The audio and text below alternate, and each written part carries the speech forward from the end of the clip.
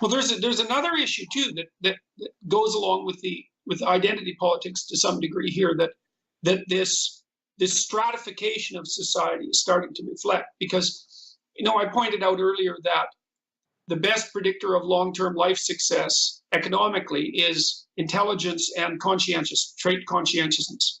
But that also means that our culture is stratifying meritocratically.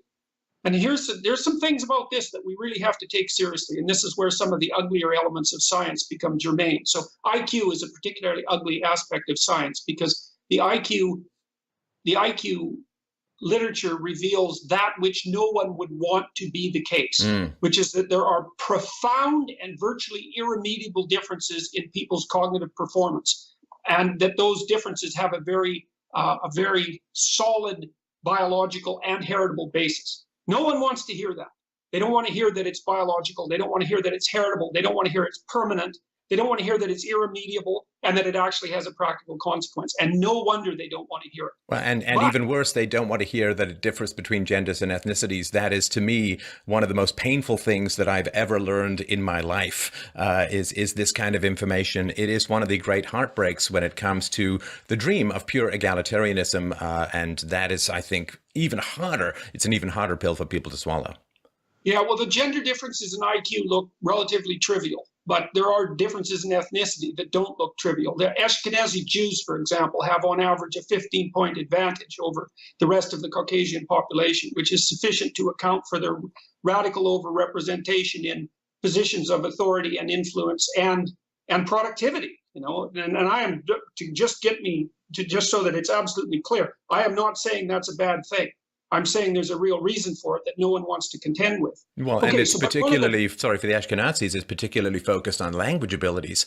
And this this reflects their, quote, overrepresentation, although if you normalize by IQ, it's not the case in the arts, in novel writing, in speech writing, and so on. Ashkenazi Jews don't have a significantly strong advantage in spatial reasoning, which is one of the reasons why you'll hear a lot about Jewish writers, but not a lot about Jewish engineers.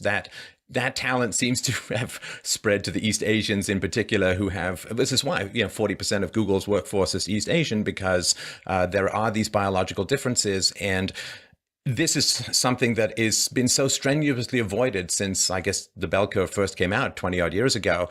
And I think the consequences of avoiding it, it's the old thing, give you a short-term benefit, but the long-term catastrophes, I think, are still accumulating. So one of the problems with the stratification is that, okay, so let me give you an example here. It's illegal in the United States to induct anyone in the armed forces who has an IQ of less than 83. And the reason for this is that despite the fact that the armed forces has been desperate for bodies since its inception and is still desperate, and in peacetime and in wartime, and that the armed forces has been used as a social mechanism for moving people out of the underclass into the lower middle class, let's say. And I'm pointing that out just to state forthrightly that the armed forces, above all, had every reason not to want this to be the case. They determined after approximately 100 years of study that anyone with an IQ of 83 or less couldn't be trained to do anything that wasn't positively counterproductive in the armed forces. And that should send a shudder of terror through everyone's heart, because an IQ of 83 puts you in the bottom 10% of the population. That's 1 in 10 people. And we're building a very cognitively complex society. And in that cognitively complex society, there's less and less room for the gainful employment of people who don't have the capacity to contend with cognitive complexity. And if the army could train them and increase things and change things, to me, IQ is similar to height. There's some environmental factors, but you can't make someone taller than their genetics allow as a whole. And so if the army could change that IQ, they'd have a massive incentive to do so, but nobody knows how to do it on any perpetual basis. We've also seen repeated attempts by scientists and let's call them biological engineers, technical engineers, to try to produce exercises that would increase IQ. And basically the data is pretty clear, and it's also dismal. If you train people on cognitive tasks, complex cognitive tasks, you can generally increase the degree to which they can perform a specific cognitive task immensely. So with practice, and you see this with video games because they're complex cognitive tasks, you can get unbelievably good at a video game, even something like a maze game, which is quite tightly associated with intelligence as a measurement. Like if you use May's performance as a measurement of IQ, it's pretty tightly associated with IQ. But despite that, that kind of training does not produce an increment in actual IQ, in general intelligence. And even if you train people across a bunch of different cognitive domains intensely, you don't get any generalization to IQ. And that's such a disappointing finding, because what you'd really hope, especially with computational technology, is that you could train people intensely to utilize their cognitive resources, using specific training exercises, and get a general increment. Just like if you train weights, you're going to get a general increment in strength. Doesn't happen. So we have a really profound problem that, again, no one's willing to talk about, and that's that cognitive stratification of society. And of course, that was laid out to some degree in the bell curve back in the 1990s. But see, on the liberal end, everybody wants to believe that everyone's the same and that you can just train anyone to do everything. And then on the conservative end, everyone wants to believe that if you just got off your ass and looked for a job, there'd be a position for you. And unfortunately, that's just simply not the case. And so there's something about that, well, I don't have a solution to that, but I at least can point out the problem. Heute soll es IQ und Einwanderungspolitik gehen. Menschen sind unterschiedlich, sowohl auf dem individuellen Level als auch im Vergleich des Durchschnitts verschiedener Gruppen, seien sie ethnischer, religiöser oder geschlechtlicher Natur. Dies hat verschiedene Gründe. Die zwei wohl wichtigsten sind Genetik und Sozialisierung, wobei Sozialisierung sich maximal auf die Werte und Einstellungen auswirken kann und Genetik sowohl die biologischen Merkmale als auch Werte bestimmt. Beispiele für biologische Merkmale sind IQ, Größe, Zusammensetzung von Muskelfasern und so weiter. Es gibt einige Gegenargumente, die vor allem in der IQ-Frage, vor allem von linker Seite, immer wieder angebracht werden, und diese möchte ich hier gleich am Anfang adressieren. Nicht, weil ich denke, dass sonderlich viele Linke meine Videos schauen, sondern um euch einige Denkanstöße zu geben, welche ihr dann in euren Diskussionen weiterführen könnt. Der erste Punkt, der angebracht wird, ist, dass die Umwelt und Schulbildung einen hohen Einfluss auf den IQ hat. Hierzu lässt sich auf Zwillingsstudien verweisen, bei denen eineiige Zwillinge getrennt voneinander aufgewachsen sind. Arthur Robert Jensen kommt zu dem Ergebnis, dass während der Intelligenzquotient von zusammen aufgewachsenen zweieiligen Zwillingen gleichen Geschlechts eine Korrelation von 0,56 aufweist, können eineiige Zwillinge, die getrennt voneinander aufgewachsen sind, einen ähnlicheren IQ vorweisen. Dieser korreliert mit 0,75. Zusammen aufgewachsene eineiige Zwillinge haben im Vergleich zu zusammen aufgewachsenen zweieiigen Zwillingen eine Korrelation von sogar 0,87. Der zweite Punkt ist, dass wir nicht wissen, welche genauen genetischen Einflüsse es gibt, und während dies stimmt, die Forschung ist einfach noch nicht so weit. Die besten Ergebnisse hier lassen einige Gene in verschiedenen Gruppen unterschiedlich häufig feststellen, welche eine positive bzw. negative Korrelation mit dem IQ haben. Hier muss man aber auch beachten, dass gilt, Korrelation ist ungleich Verursachung, und trotzdem wir die genauen Prinzipien noch nicht verstehen, deuten sämtliche Studien darauf hin, dass IQ zu einem Großteil genetisch bedingt ist.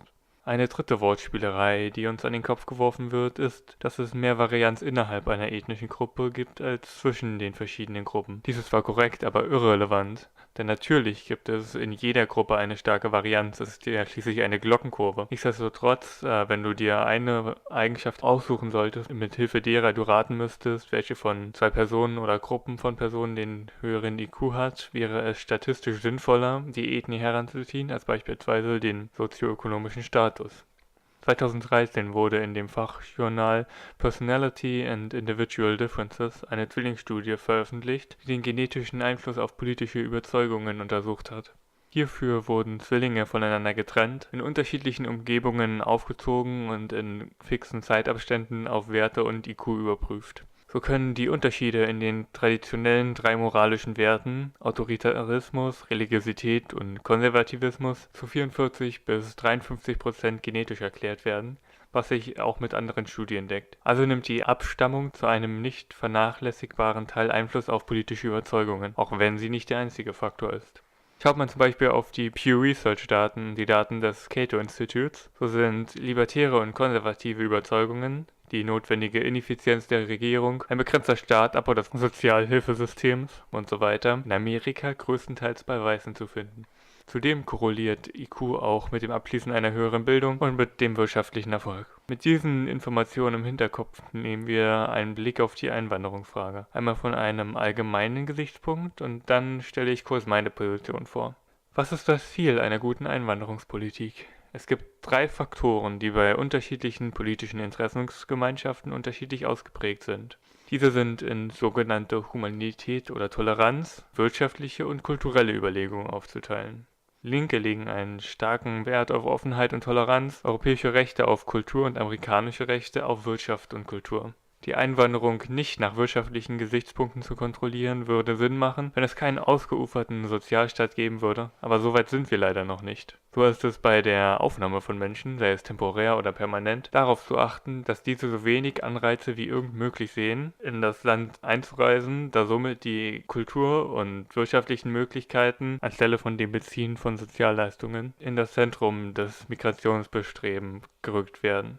So ist es nicht moralisch vertretbar, das Eigentum des arbeitenden Volkes wie Straßen, Sozialleistungen und Gebäude, auch wenn die Eigentumsrechte natürlich nicht genau geklärt sind und diese in der Zwangsbeziehung mit einem monopolistischen Gewaltausüber erstanden wurden, an Menschen abzutreten, die noch nie zu diesem Land beigetragen haben. In einem wirklich freien Land wäre Einwanderung kein Thema, weil der Staat keine wirtschaftlichen Anreize setzt, in ein Land einzuwandern und somit Einwanderung ein von beiden Seiten gewünschter Prozess ist, da sämtliches Eigentum privat kontrolliert wird. Da wir aber nicht in einem freien Land leben und uns Einwanderung, Multikulturalismus und Integration den Hals runtergewirkt wird, müssen wir vor allem kulturelle Werte überprüfen, da diese mit der wirtschaftlichen Leistungsfähigkeit korrelieren und auf lange Zeit gesehen deutlich wichtiger sind, als kurzfristig die Steuern um 0,00001% erhöhen zu müssen. Das macht den sprichwörtlichen Braten nun auch nicht mehr fett. Hierbei sei aber gesagt, dass das Ziel langfristig der Abbau des Staats in zunächst einen Minimalstaat und schließlich in eine Privatrechtsgesellschaft bleibt. Dieses Ziel lässt sich aber nur mit einer weißen Mehrheitsgesellschaft realisieren. Vergleichbar lässt sich Among the Ruins Video zu dem Wert von Blut und Boden heranziehen. Deswegen ist es zwingend notwendig, wirtschaftliche Überlegungen zunächst dem Überprüfen der Werte von Immigranten nachzustellen. Es offenbart sich nun ein Problem, nämlich wie kontrolliert man Werte? Der nach seinen Werten Gefragte kann taktisch antworten. Es besteht so zum Beispiel in Anbetracht der Leaks des Vorgehens von Schlepper-NGO seitens von Law & Southern der begründete Verdacht nahe, dass sogenannten Flüchtlingen gezeigt wird, wie sie vor öffentlichen Repräsentanten eine Meinung vorgaukeln, welche sie nicht besitzen, nur um bessere Chancen auf Asyl zu haben. Yeah, I see it like I told them that this is acting. All of this is acting. It's all acting as though this is theater. So for them to get through, they must act their part in the theater. And that is the refugee and trauma because these Yazo officers are so fucking stupid that all they know is what is written on the paper. Yazo says this is refugee and trauma. They have these characteristics.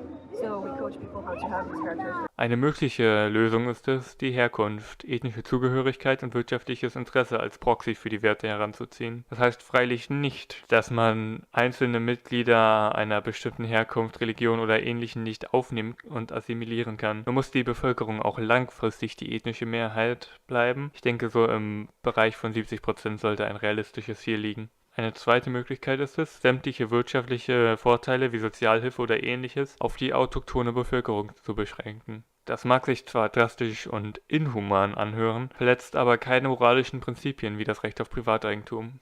Zusätzlich würde sich hierüber sehr gut nach den kulturellen Werten überprüfen lassen. Denn warum sollte ich in ein Land einwandern, mit dessen Werten ich nicht übereinstimme und in dem ich als Einwanderer wirtschaftlich komplett auf mich allein gestellt bin? Dieser Ansatz an Migration wurde vor dem Entstehen der BRD und DDR weitgehend angewendet. Dies ist die Einwanderungsstrategie, zu welcher ich zurückkehren möchte. Sämtliche Links zu relevanten Materialien habe ich in die Videobeschreibung gepackt, wenn jemand die präsentierten Zahlen und Statistiken nachprüfen, weiterverwenden oder sich einfach informieren will. Das war's erstmal. Tschüss. Unser Land und unser Volk.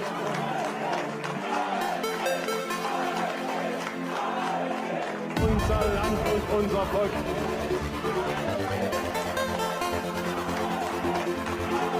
Unser Land und unser Volk.